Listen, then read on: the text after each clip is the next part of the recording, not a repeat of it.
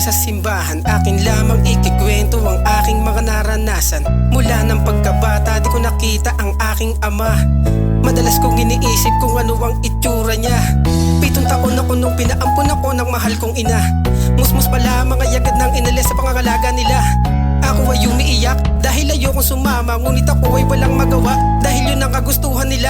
Noong una ay dumadalaw pa sa akin ang akong ibang pamilya, ngunit tila kalaunan ay sila ay di na sa akin nagpakita. Sobrang lungkot, labis na pangungulila ang aking nadarama. Madalas sinihiling sana ako'y maalala pa nila. Labis akong umaasang sila'y dumalaw at ako'y kamustahin, ngunit wala talagang nagparamdam kundi malamig na gabing nag-iisa na saksi sa bawat sandaling lumuluha ang mga mata. Pati ang Panginoon na nakakaalam ng tunay ko na nadarama.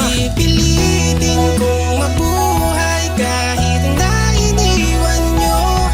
Sa ampunan natutunan kong labanan ng lungkot.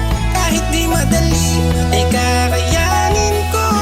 Pinapangako ko ako'y magsusumikap hanggang sa ako'y muli nyong mahal. Nang makalipas ang 9 na taon, ako ay nakauwi na halos di mapaliwanag ang saya nang muli ko silang makita, ngunit tila ba iba ang inasahan ko sa pangyayari na yun. Dahil parang ako lang ang masaya.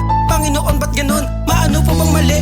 May mali ba ko umaling binuhay niyo pa ako? Nagsisisi ba kayo na ako ang bunga ng nakaraan niyo? Alam niyo po ba dun sa simbahan ay lagi ako mag-isa? Iniisip ko palagi kayo, ngunit siguro nga tama sila na kung mahal ka ng mga magulang mo ay gagawa sila ng paraan. Di nila hahayaang mawala ka sa piling nila't iwanan sa ampunan. Palaging yan ang tanong na bumabagabag sa aking puso't isipan. Gusto kitang tanungin, anong dahilan? Nais kong maliwanagan, mamadi ako galit kahit na ginawa mo sa akin ang bagay na to. Wala kong ibang hiling sa Panginoon kundi makasama kayo. Kahit tila pagtabuyan na lusit takwil ako bilang inyong kadugo, nangingibaw pa rin sa aking puso't isipang pamilya ko ay kayo. Pipilitin kong mabuhay kahit na iniwan nyo.